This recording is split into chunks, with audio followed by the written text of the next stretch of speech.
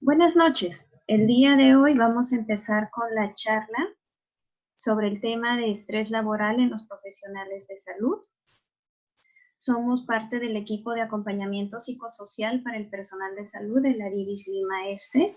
Este es el segundo video Zoom que estamos realizando. Aparte del tema expositivo, pueden realizar las preguntas a través del chat y al final de la exposición vamos a contestar aquellas preguntas que pueden hacer. Cuando nosotros hablamos de estrés laboral en los profesionales de salud, tenemos que tener en cuenta de que estamos hablando del ámbito de las profesiones sanitarias, la incidencia que se produce en los profesionales. Nosotros sabemos de que ahora todo personal de salud tiene una exposición pública del trabajo, además de que esta exposición se va a llevar de la mano junto con la vocación de servicio.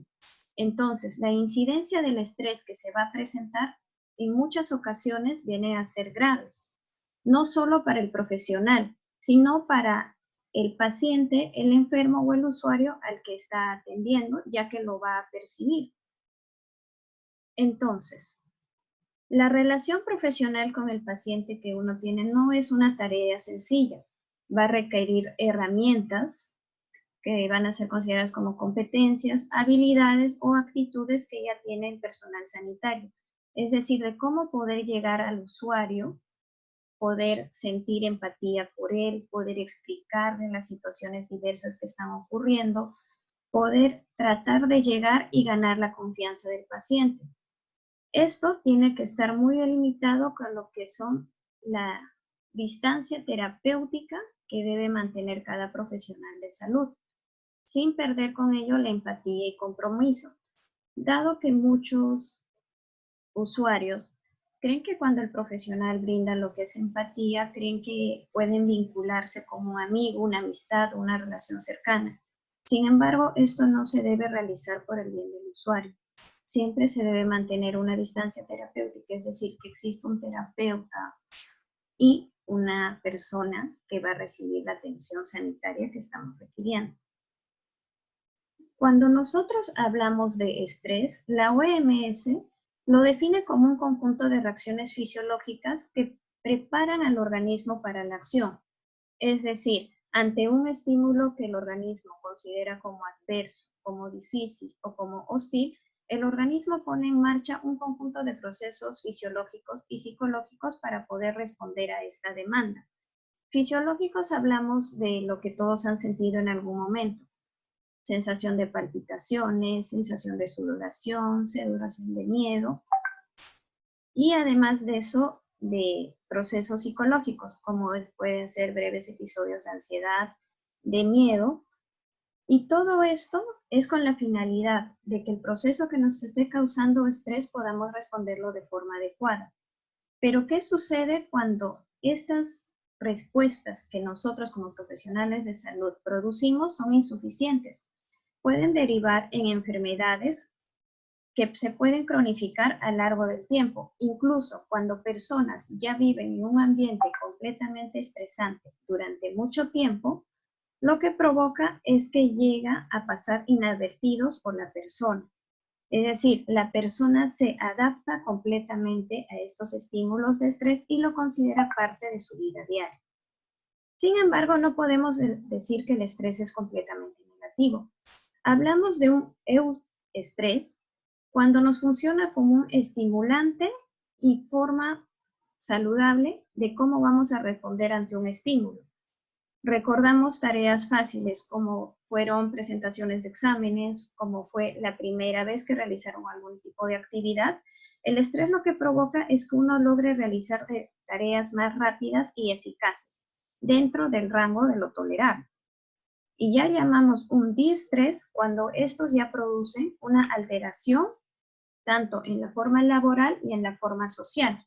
Podemos hablar de un distrés agudo, aquel que va a durar entre 2 días a 4 semanas, y un distrés crónico, aquel que dura más allá de las 4 semanas. Todos los cuadros de estrés pueden presentar una gran diversidad de síntomas. Estamos hablando de síntomas físicos, que pueden considerarse como jaquecas, gastritis, aumento de la presión, incluso una mayor incidencia de lo que es el colon irritable. Personas que en algún momento que se encuentran nerviosos o se encuentran muy preocupados tienden a quedarse en el baño, por decirlo de una manera más simple. Y muchos de estos temas físicos, lamentablemente, no son vinculados en un primer momento a episodios de estrés. ¿Por qué? Las personas tienden a considerarlo como parte de una patología física, de una enfermedad que estén sucediendo. Pero el estrés no solo va a producir lo que es algunos síntomas, sino también que pueden producir una depresión en el sistema inmune, la facilidad de que la persona se pueda contagiar de cualquier enfermedad, incluyendo una gripe común, sensaciones de taquicardia, sudoración, temblor corporal, tics, e incluso la aparición de obesidad y sobrepeso, que como sabemos ahora dentro del marco de COVID, estamos hablando de que la obesidad es un factor de riesgo. Las personas que sienten mucho estrés tienden a vincular la ansiedad con la comida. Entonces aumentan la ingesta de comida, lo cual va a provocar el aumento de peso. Ahora, también estamos hablando de síntomas psíquicos. ¿Cuáles son? La dificultad para concentrarse. Las personas van a comenzar a cometer más errores, van a tener mayor dificultad para una toma de decisiones, lo cual va a provocar muchas veces errores, va a haber una disminución en la memoria. Y todo esto la persona lo va a vincular con que hay algo mal en ellos. Todo personal de salud va a comenzar a sentir aún más estrés, lo cual va a provocar episodios de ansiedad que se van a caracterizar por una preocupación en exceso referido a un tema, un pensamiento catastrófico que quizás va a ocasionar un despido, puede ocasionar algún daño a algún tipo de paciente, incluso en un cambio en estilo de vida. La persona puede modificar sus conductas, puede modificar sus emociones, puede estar mucho más irritable y todo esto le va a ocasionar una mayor propensión a tener accidentes. Si todo lo que hemos mencionado no es tratado a tiempo, puede ser una causa de depresión y la habilidad emocional. Entonces, ¿el estrés qué es? Es una relación particular entre el individuo y el entorno.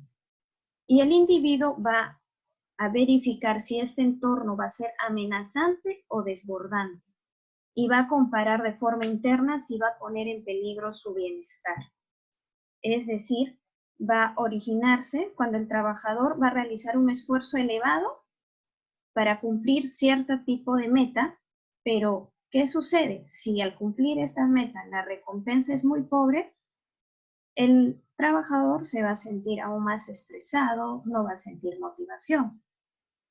Entonces, cuando nosotros estamos hablando de este desbalance, tenemos que tener cuenta de que todo personal de salud puede estar presentando un alto esfuerzo para realizar una determinada tarea y a cambio recibir una baja recompensa, cuando lo ideal sería un alto esfuerzo, una alta recompensa, un bajo esfuerzo, una baja recompensa. Pero estamos hablando de situaciones de estrés laboral que se está produciendo actualmente, donde a todo personal de salud se le exige un alto esfuerzo dada la demanda que estamos presentando. Entonces, cuando hablamos de alto esfuerzo, tenemos un esfuerzo extrínseco que se va a caracterizar por los requisitos y la obligación laboral que se está presentando. ¿Qué es lo que sus centros laborales les están pidiendo a ustedes que cumplan de labor día a día? Y un esfuerzo intrínseco que ya se da propio de cada personal de salud. Estamos hablando de una alta motivación de afrontamiento, de un perfeccionismo que podemos esperar a realizar dentro del trabajo y del sobrecompromiso que se da de algunos personales de salud. Estamos hablando de que cada persona comienza a dar más de sí mismo durante alguna tarea laboral. Entonces, todo esto va a provocar estrés laboral, es decir, un conjunto de reacciones que se van a caracterizar por alteraciones cognitivas, fisiológicas y del comportamiento del trabajador. Cuando se realiza todo esto, vamos a tener una baja recompensa. La recompensa, un trabajador de salud lo va a ver más a través de la remuneración económica que esté recibiendo, que esperen que es a la altura del trabajo que realiza, Él estima que puede recibir tanto de los familiares, de los compañeros del trabajo, una retribución social, que este es el control del estatus, que mayoría suele esperarlo y es parte de lo que uno quiere, ¿no? Ahora, también debemos mencionar que cuando hablamos del estrés laboral, debemos encontrar que muchas veces suceden mayores experiencias negativas dentro del trabajo. Estamos hablando aquí de una falta de seguridad en los contratos laborales que se puede dar, una situación de riesgo como se está dando ahora con lo que es el decreto de emergencia por el COVID, donde hay una alta demanda de trabajo, y además de eso que se puede vincular con las horas de trabajo que se están dando. Si bien antes estábamos hablando de horarios de trabajos entre 6 a 8 horas, ahora se están extendiendo en turnos de 10, 12 y hasta 24 horas consecutivas, lo cual aumenta la carga laboral que está teniendo el usuario, el trabajador de salud. Entonces, todo este aumento de experiencias negativas con una disminución de experiencias positivas, quiere decir retribución en la recompensa que ya hemos hablado, aumenta toda la carga de estrés laboral. Entonces, lo que podemos encontrar como estrés laboral, como términos afines, podemos ver el síndrome de desgaste, que se caracteriza por un agotamiento emocional, puede haber un menor sentido de realización con respecto al trabajo que uno está produciendo o que tiene un mayor, digamos, una menor recompensa a las expectativas que la persona estaba esperando. Esto, al momento en que se produce mayor rango de estrés, ya empieza a mostrar los síntomas físicos o psicológicos que ya habíamos mencionado. También aquí es bueno hablar del burnout o síndrome del trabajador quemado, donde se presenta un cansancio emocional que se caracteriza por agotamiento físico, psíquico, la persona comienza a ser apática, ya no quiere relacionarse con los demás, comienza a tener sentimientos de desesperanza o de agotamiento, comienza a tener cuadros de evitación y aislamiento que se caracteriza por un ausentismo laboral, una conducta hostil en el trabajo. Puede haber incluso cambios drásticos de humor. Si la persona en un momento llega feliz, a los 2-3 minutos puede encontrarse respondiendo de muy mal humor a las órdenes que se le está dando en el día o a las labores que presenta en el día. Además de un sentimiento de inadecuación personal o profesional. Esto se caracteriza por un deterioro en la capacidad laboral que tiene la persona, una pérdida de un sentimiento de gratificación que se puede dar día a día, lo cual la persona la hace vulnerable y la hace sentirse que no es valorada dentro de su ámbito laboral. Además de eso, debemos mencionar el acoso laboral. ¿Esto qué quiere decir? Un hostigamiento que se da a cualquier personal de salud referente a temas de trabajo, que en la mayoría va a ocasionar humillación hacia la persona que lo sufre. Es lo que muchas veces se conoce como el mobbing laboral, que puede iniciar con un conflicto inicial entre diferentes personales de salud o una vinculación de jefes hacia el personal de salud, luego una estigmatización, la intervención y la marginación total de la persona que está recibiendo todo este acoso laboral, lo cual va a ocasionar muchas veces situaciones de conflictos psicológicos, van a ocasionar síntomas psicosomáticos, dolores de cabeza, dolores de espalda, dolores de brazos y cambios conductuales, desde cambios emocionales a la poca vinculación que se puede generar con el trabajo. ¿Cuáles son los factores determinantes que nosotros debemos tener en cuenta? Uno son los profesionales, es decir, la capacidad del personal de salud para atender o cuidar personas siempre va a ocasionar una satisfacción personal. Esto es algo esperado y normal. Sin embargo, cuando se produce de forma muy consecutiva, cuando se produce mayor empatía, va a crear un desgaste emocional y va a aumentar la fatiga por el aumento de la demanda. Es decir, si antes ustedes lograban atender 10, 12 usuarios, ahora probablemente están atendiendo 2 a 3 veces de lo normal. Incluso en algunas situaciones no solo están tratando con la persona enferma, sino están tratando con toda la familia. Y no es de manera fácil lograr conectar con una sola persona que conectar con 10 personas en un propio ambiente. Todo ello, además de que la persona va a tener una menor escasez de tiempos de ocio. Incluso con lo que son factores profesionales, hablamos de que muchos personales de salud comienzan a tener actividades que no deberían realizar, como es fumar, como es ingerir analgésicos para superar los dolores de cabeza, los dolores musculares que les produzcan. Excitantes, podemos hablar del consumo excesivo de café que tiene mucho personal de salud, o incluso tranquilizantes. Y algunos personales, a causa del estrés que están sufriendo, empiezan el consumo de sustancias psicoactivas, lo cual puede llevar a un mayor desgaste laboral. También hablamos de factores de organización y laborales. Aquí no estamos mencionando más que nada la posición social que tiene el personal de salud. Muchos, de acuerdo a la profesión que tengan, al lugar donde se desarrolle, saben que tienen cierta posición, en especial cuando se trata de la pandemia. Todos dicen personal de salud, él sabe que pueden ser los síntomas, cómo me debe tratar y me debe atender. Entonces, aquí se viene un conflicto del rol. Estamos hablando de los conflictos éticos que va a tener la persona con respecto al trato durante el labor que van a tener con los usuarios. Una ambigüedad en el rol, la exigencia de la tarea laboral que le van a dar junto con los métodos que debería usar para cumplir esta tarea. Es decir, te piden que hagas una atención a 15 personas, independiente de la profesión que uno ejerza, pero uno sabe que con 15 personas no va a lograr hacerlo de calidad, pero tiene que hacerlo requiriendo a los métodos. Esta es la ambigüedad del rol, además de la sobrecarga que se está dando en el rol, que uno debe cumplir una determinada tarea en cierto tiempo. Sin embargo, muchas veces el tiempo queda corto y la persona se satura más. Otros factores a tener en cuenta son los recursos inadecuados. Aquí hablamos de recursos humanos y de recursos físicos. Los recursos humanos se dan muchas veces por la poca cantidad de personal que se tiene para cumplir determinada labor. Puede ser por la baja de personal que resulta contagiada y tiene que tener 2 semanas de cuarentena, por lo tanto, el trabajo se recarga sobre aquellos que continúan. Incluso el clima o el ambiente laboral, aquí hablamos del compañerismo que se debería dar entre todos los usuarios y todo el personal de salud para lograr trabajar como equipo, es decir, no lograr distanciarse entre ellos.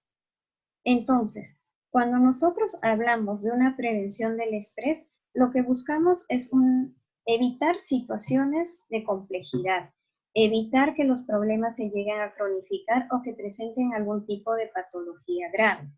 Entonces, aquí nosotros hablamos de prevención primaria, que es lo que buscamos dentro del sistema de salud mental, creando ambientes agradables de una verdadera colaboración multidisciplinar, es decir, que todo se trabaje como un equipo, no buscar conflictos. Como equipo es el objetivo que debemos priorizar. Que los profesionales al inicio de cada día tengan muy en claro cuáles van a ser las competencias que van a desarrollar y cuáles van a ser los métodos de forma que puedan desarrollarla de forma adecuada, sin la necesidad de crear conflictos o ver la forma de realizarlo de forma improvisada. Como les dije, es importante fomentar el trabajo en grupo y que todos los agentes tengan la capacidad de participar en la toma de decisiones.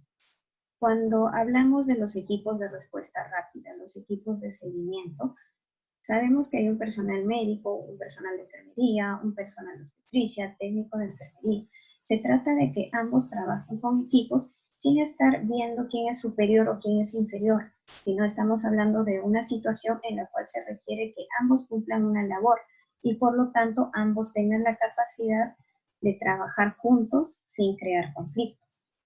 Cuando hablamos de prevención secundaria y terciaria, estamos hablando de cuando ya se da una situación de estrés y el personal de salud ya está teniendo problemas para desarrollarse, tanto en el ámbito social, en el ámbito laboral, en el ámbito familiar.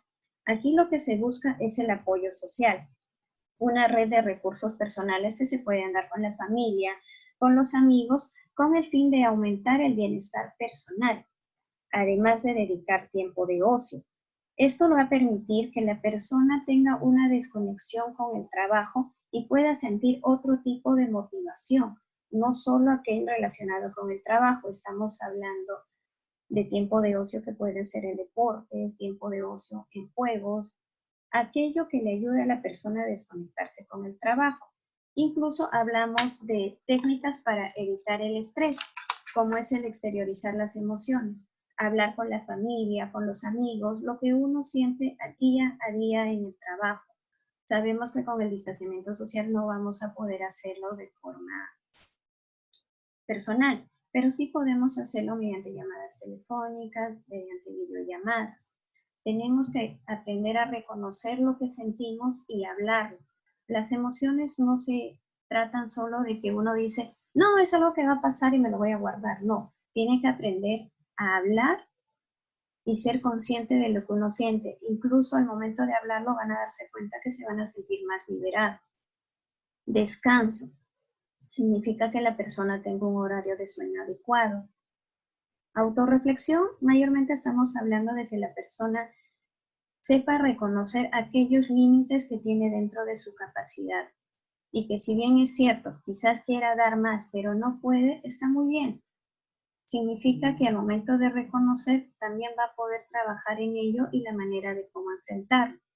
Las estrategias de afrontamiento muchas veces se dan en ubicar el problema y no solo hablar del problema, sino la emoción que nos está vinculando a ese problema.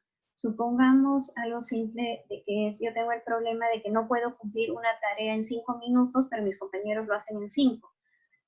Aparte de que yo tengo el problema de no poder cumplir esa tarea, tengo que ver la emoción que se está vinculando a ese problema. Quizás me genera mucho estrés, mucha ansiedad, mucho miedo. Entonces, parte de esto es eliminar tareas innecesarias. Hay que aprender que día a día hay que priorizar ciertas tareas que se deben realizar tanto en el trabajo como en el ámbito personal y aquellas que no sean muy importantes o requeridas, poder evitarlas o dejar a largo. Activarse incluye mucho a lo que es el ejercicio físico y la capacidad de que las personas tengan a hacer algún tipo de actividad física, digamos baile, digamos danza, digamos yoga, aquello que logre movilizarlo físicamente. Entonces, como técnicas generales, lo recomendable es una dieta adecuada. Se ha vinculado mucho el consumo de azúcar, de comida chatarra, que provoca mayor aumento de ansiedad. Incluso si lo vemos a nivel neurobiológico, estos excitan el sistema de recompensa. Digamos que funciona como si fuera una droga. Entonces, para evitar todo eso debemos tener una dieta adecuada, basada en proteínas, basada en vitaminas, frutas, sin exagerar lo que es la comida que muchas veces hace el personal de salud, galletas y gaseosas, que todos lo han hecho en algún momento. Disminución de uso de excitantes, bajar el consumo de café, bajar el consumo de bebidas excitantes como el Bolt, como el Red Bull, todo aquello. El aumento del ejercicio físico. Es muy importante al menos hacer 30 minutos de actividad diaria y aumentar el tiempo de ocio, sea en la familia. Incluso un juego grupal como es algo tan simple como el Ludo, Monopolio, va a hacer que la persona disminuya notablemente sus rangos de estrés. Las técnicas de afrontamiento que más adelante las vamos a explicar y las vamos a desarrollar por nuestros psicólogos son, por ejemplo, las técnicas cognitivo-conductuales, que la reestructuración cognitiva, que se caracteriza por identificar aquellos pensamientos inadecuados que tenemos y ver la relación que se da con las emociones de forma que podamos cambiarlo. La desensibilización sistemática, estamos hablando de una presentación gradual del estímulo que al personal le puede causar estrés. Y la inoculación del estrés, que significa entrenar a las personas para situaciones de estrés. Ahora, todo esto no quiere decir que buscamos que la persona no sufra estrés, no. Al contrario, todos en algún momento de nuestra vida vamos a tener situaciones estresantes. La idea es que lleguemos a saber cómo reaccionar a estas situaciones sin generar en nosotros mismos un desgaste emocional, sin generar que lleguemos a tener conflictos en el trabajo o en la familia. Entonces, lo que se busca pueden ser técnicas de relajación, como es el control de la respiración, que si en algún momento ustedes se habrán dado cuenta, en el momento cuando están enojados o estresados, comienzan a respirar de forma mucho más rápida. Entonces, cuando hay un control de la respiración de forma lenta, paulatina, si se practican incluso 10 veces en ese mismo momento, la ansiedad que tienen va a disminuir. La relajación muscular que se va a dar a través de la actividad física, que incluso pueden hacerlo día a día. Incluso aquí está la práctica del mindfulness, que pueden encontrar en cualquier video y lo vamos a explicar más adelante en los próximos videos. Todo ello son técnicas de relajación para que la persona sepa sobrellevar el estrés. Entonces, como conclusiones, ¿qué debemos tener?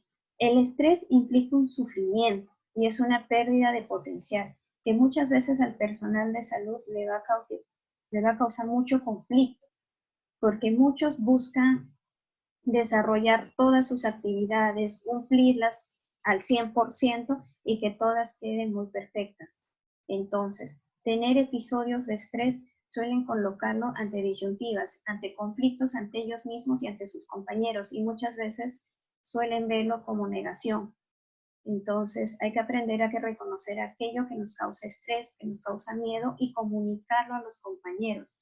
Incluso el acompañamiento psicosocial que nosotros estamos realizando es con la finalidad que todos ustedes se puedan comunicar con un personal de salud mental para que podamos apoyarlos y podamos ver la manera cómo disminuir aquello que a ustedes les causa estrés. Ahora, la presión laboral que cada uno tiene va a repercutir mucho en la satisfacción laboral que ustedes tienen y en el desempeño profesional. Entonces, ¿qué es lo que buscamos?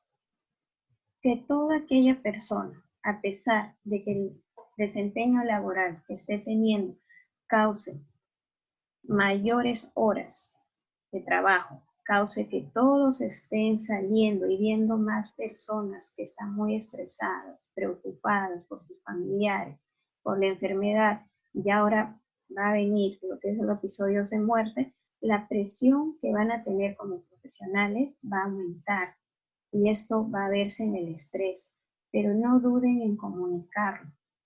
Es por ello que se está dando esta charla. Entonces, ¿qué es lo que propone la OMS como conclusión? Un trabajo saludable, en la que la presión del empleado corresponda tanto a sus capacidades y a sus recursos. Además, que tenga un grado de control sobre su actividad y el apoyo de las personas que trabajan con él, de modo que se sienta que a su alrededor, si en algún momento recae o siente que no puede cumplir algo, las personas y los trabajadores que estén a su lado lo van a apoyar.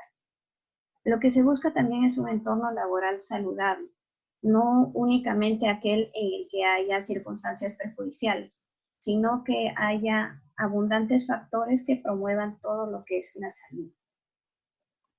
Entonces, esto es con respecto a la exposición que se les tenía planteado el día de hoy.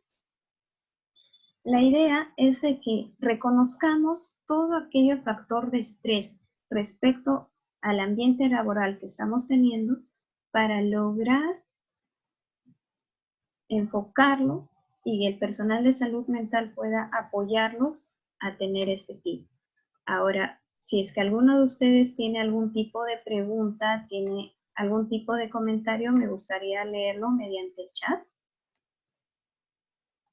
¿Hay alguien que quiera compartir algo? Vamos a iniciar el chat.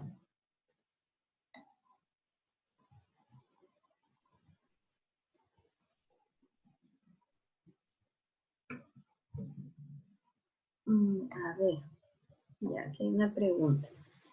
Si es que ustedes como personal del equipo de brigada de primera respuesta, personal de seguimiento, sí pueden comunicarse con nosotros por el WhatsApp, ya conocen a los miembros del equipo, que estamos de acompañamiento psicosocial y se les va a dar el acompañamiento individualizado. Esto va a ser completamente personal, no se va a comunicar a sus compañeros o no va a ser de forma que cualquiera se va a enterar, así es que no tengan miedo de hacer sus preguntas. Entonces, eso sería todo por el día de hoy.